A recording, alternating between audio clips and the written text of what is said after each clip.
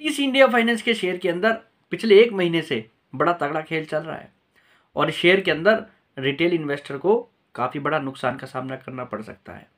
और देखा जाए तो ये शेयर पिछले 1 महीने के अंदर अपने 67 रुपीज़ के हाई से लगभग 42 रुपीज़ का लो दिखा चुका है, यानी कि शेयर अपने हायर लेवल से लगभग 35% तक की करेक्शन भी दिखा रहा है और ये शेयर एट प्रेजेंट लगभग 45 रुपीज़ के आसपास कामकाज कर रहा है और आज भी शेयर के अंदर अच्छी खासी गिरावट थी।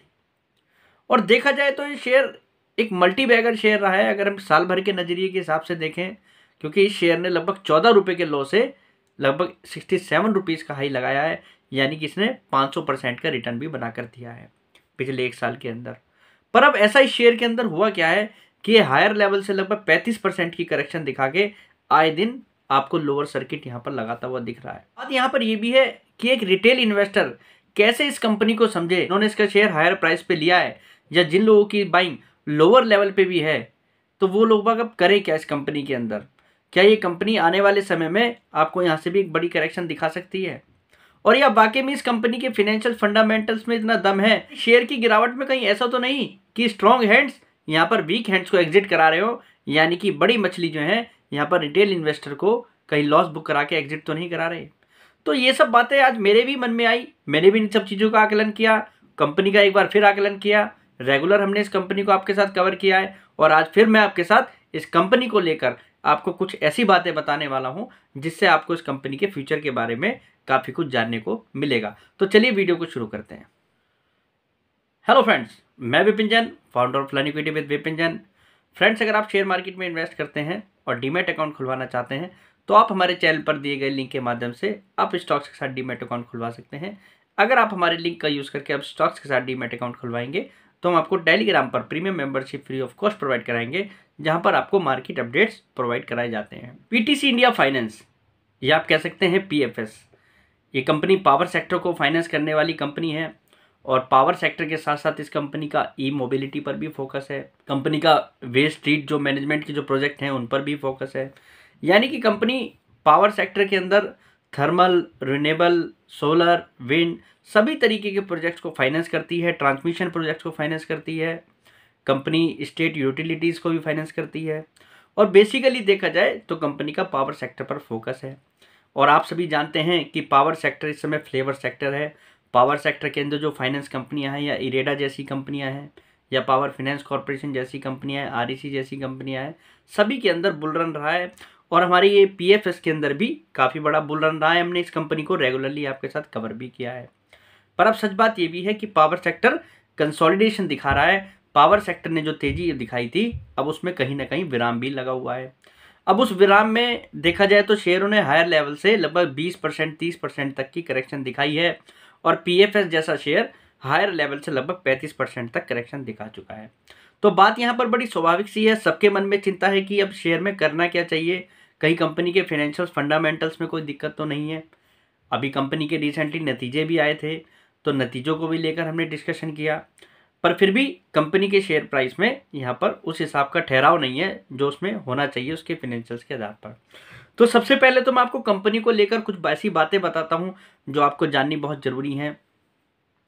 कंपनी एट प्रेजेंट देखा जाए Q3 क्वार्टर के अंदर लगभग 6500 करोड़ रुपए की लोन बुक पर बैठी है, यानी कि कंपनी की जो लोन एसेट्स है लगभग 6500 करोड़ रुपीस की है। कंपनी ने Q3 के अंदर लगभग 161 करोड़ रुपए का लोन डिसबर्स भी किया है, यानी कि कंपनी ने यहाँ पर 161 करोड़ रुपए के नए लोन बांटे हैं। फिर कंपनी देखा जाए एट प्रेजेंट लगभग 4.92% के नेट इंटरेस्ट मार्जिन पर भी काम कर रही है। कंपनी को लगभग 5% के आसपास का नेट इंटरेस्ट मार्जिन भी मिल रहा है, जो कि एक हेल्दी मार्जिन है।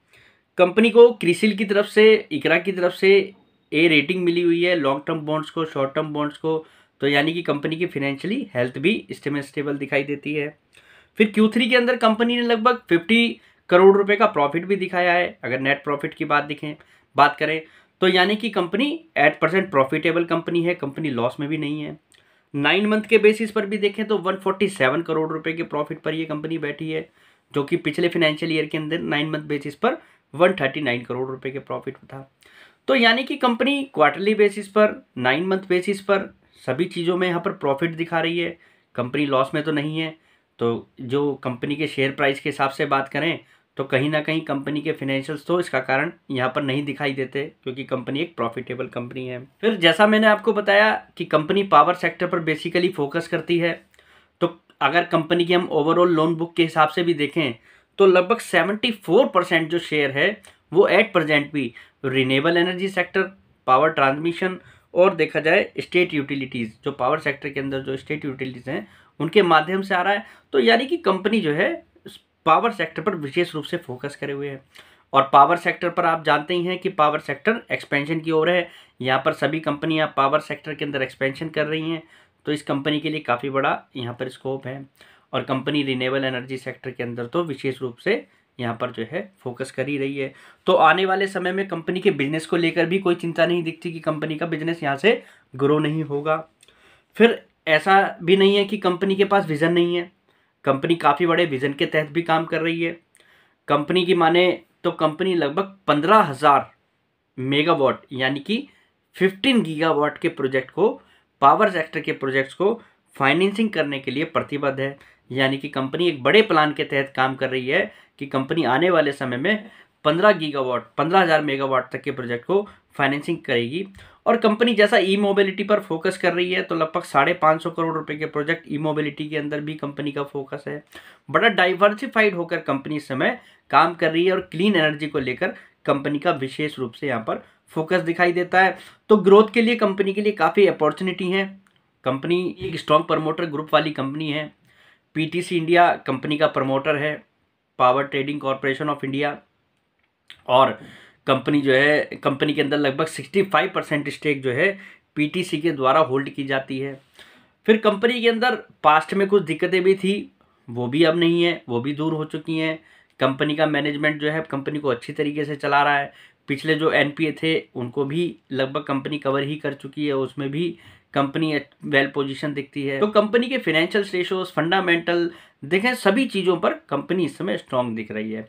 पर बात यहाँ पर यह है कि शेयर प्राइस के अंदर स्टेबिलिटी क्यों नहीं है, वो भी एक बात यहाँ पर जानने वाली बनती है। जैसा मैंने आपको बताया कि कंपनी ने लगभग 500% तक का रिटर्न दिया है पिछले एक साल के अंदर, अगर हम करंट डेट से देखें। और हायर लेवल से कंपनी लगभग 35% का करेक्शन दिखा रही है। तो देखा जाए तो कंपनी के अंदर जो प्राइस में जो ग्रोथ रही है वो काफ़ी बड़ी रही है। अगर आज भी हम करेक्शन के हिसाब से देखें, कहीं पर कंपनी 500% की तेज़ी दिखाती है तो उसके बाद 35% का करेक्शन दिखाती है। तो एक करेक्शन अगर देखा जाए तो कोई ऐसा बड़ा करेक्शन भी नहीं है एट प्रेजेंट के लेवल से देखें।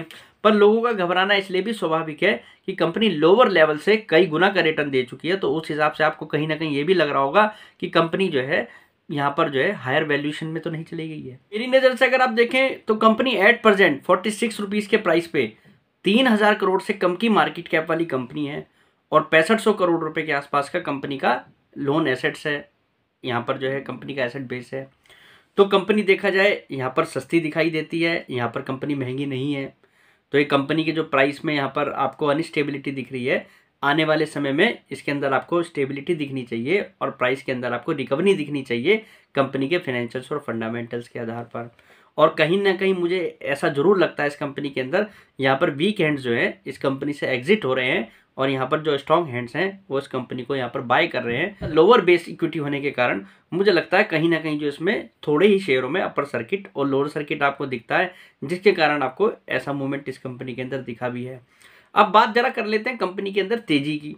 अब कंपनी के अंदर तेजी किस बात की आ सकती है, उसके पीछे है कंपनी का विजन। जैसा मैंने आपको बताया कि कंपनी 15,000 मेगावाट के प्रोजेक्ट को फाइनेंस करने के लिए प्रतिबद्ध है, यानी कि उस पर कंपनी काम कर रही है। और देखा जाए तो लगभग 30,000 करोड़ प्लस के कंपनी प्रोजेक्ट फाइनेंसिंग करने की ओर है, ये कंपनी का विजन है।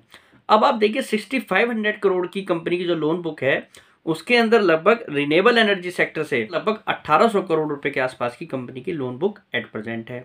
यानी कि इस कंपनी के अगर हम बिजनेस की बात करें तो ये कंपनी लगभग 30,000 करोड़ के आने वाले समय में प्रोजेक्ट फाइनेंस कर सकती है। यानी कि देखा जाए 5 गुना तो इस कंपनी का यहाँ पर लोन बुक सीधी सीधी बढ़ती दिखाई देती है अगर कंपनी अपने विजन के तहत काम करती है। यानी कि इस कंपनी के लिए ग्रो होने के काफ़ी बड़े यहाँ पर स्कोप हैं।